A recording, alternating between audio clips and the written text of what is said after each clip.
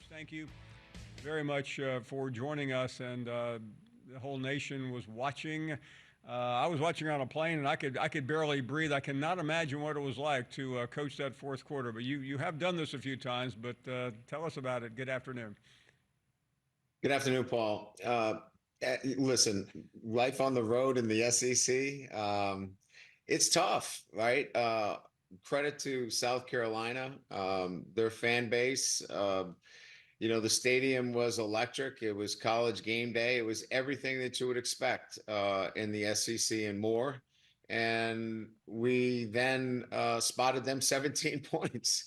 So we made it as difficult as you could, and still kept fighting. Showed great fight, resilience, and you know found a way to win the football game at the end. So proud of our guys, proud of the way they hung in there and outscored our opponent 36-16 and after being down 17-0 is pretty amazing. Coach, we're literally only 3 games into this. We're talking about what side do we want? Do we want the student section side? Do we want to go the other way relative to, overtime? Really just preparing for overtime in that situation, because you're right. You're expecting them to probably make the kick. And if they don't, well, then you get a chance to celebrate like we did. But yeah, just preparations for overtime is really the conversations that you're having at that time.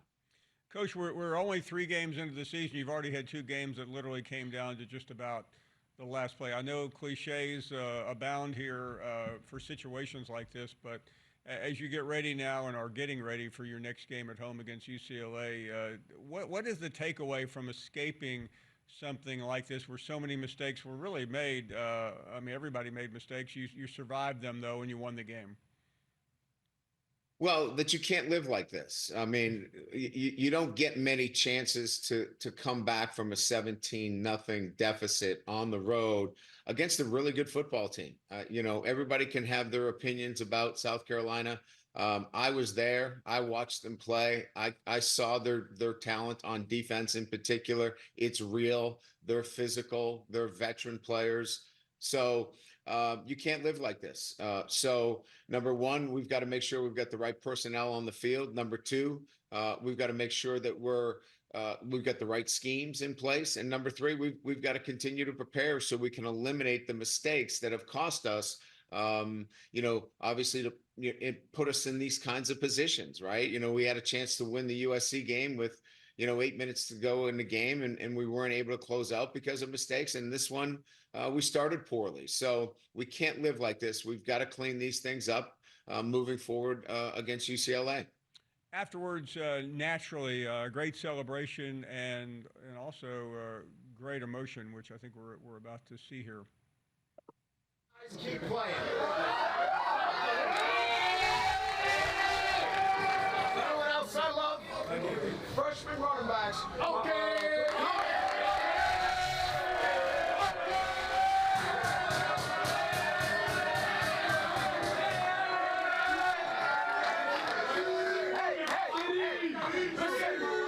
Hey, at the end of the day, hey, it's the SEC. You got to break some tackles. I know you turned the page now. You have to turn the page, but just that ride home had to be pretty sweet. It was a lot better than the alternative, that's for sure. And look, I mean, Kaden got the opportunity. He's a freshman. He got the benefit of what was happening in there. They were cutting off our ability to climb to the second level, and we couldn't get to one of the linebackers. He was a good study on the sideline. He paid attention, and when he got his opportunity, he was able to do the things that we were asking the backs to do, and he was able to bounce it outside, picked up some big runs for us, broke some tackles, as I mentioned in that clip. It's the SEC. You can't block everybody every down, and sometimes you got to make somebody miss. And he had that ability to make a couple of guys miss and run through some tackles. So good for him. It's going to help his confidence. It's going to help him continue to grow. But as you know, Paul, it's 1 week, right? We move on to the next week, and it'll be a chance for somebody else to step up. So let's turn the page. UCLA, a home game at 2:30 in the afternoon. I know there's a sense of relief, but there's also a sense that there's no time to look backwards. What's it been like so far as you get ready for the next game? Well, again, as I mentioned to you before, you know, it's great to have resilience. It's great to have a team that you know is going to fight, but that can't be the way that this football team continues to build its identity. That would be one piece that you would love to have, but it's got to be a higher level of execution. We can't give up the big plays on defense. We know we're starting to see more turnovers and we're getting after the quarterback. We can't continue to stall inside the 10-yard line. We had two opportunities where we came up with no points inside the 15-yard line. That can't continue to happen. That's happened 3 times this year, leaving way too many points on the field and taking care of the football. And Garrett understands that. So those things have to be better. And that's about us more so than it is, the opponent in UCLA. We have great respect for the Big Ten, another Big Ten opponent that we have to play this year. But again, playing at home gives us a chance to correct a lot of these mistakes as we continue to come together as a football team. Coach, I think when you lose a game and you talk about correcting mistakes, fans and the media and we all kind of go glassy-eyed. But when you win, explain how, not easy, I'm sure, but how do you start to make sure you're not in that situation again week after week?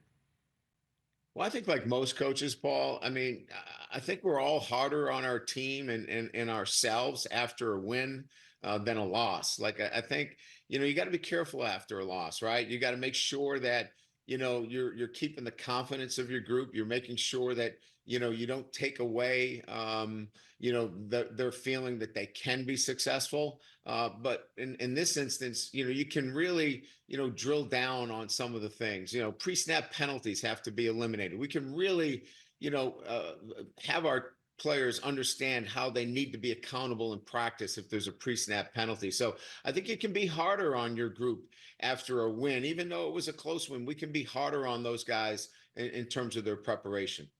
You've had the games like, I mean, everybody has games like this, but I remember that Missouri game last year, which Yeah. it seemed like, I know it wasn't a carbon copy, but it from a standpoint of being behind, coming back, and an insane final quarter. As far as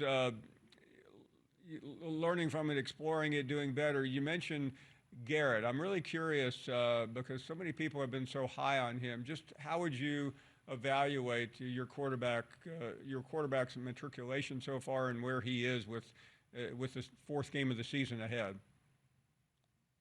Well, I'm pleased with a lot of things that he's doing, but what he's done is he's changed the bar, right? He has now put that bar really high because he's done so many good things. So now we can start talking about elevating where he is. And so we see that he's got elite arm talent. He's got the ability to do so many things. Now we have to get him to be an elite quarterback. It's not just about arm talent.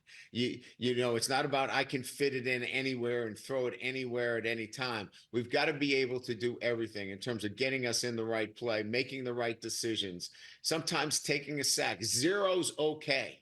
0 as a play is okay. And I think just getting that knowledge and being more comfortable with that not every single play has to be a splash play. And that's the development of a quarterback. And he's getting there. And those are the things we'll continue to work on. Well, Coach, I know it's back to work. We really appreciate it, and I know LSU fans very happy to get out of Columbia and look ahead to a couple of home games before the bye week. Thank you, Coach. We will see you very soon. Thanks, Paul. Appreciate you having me on. You bet. Brian Kelly joining us here.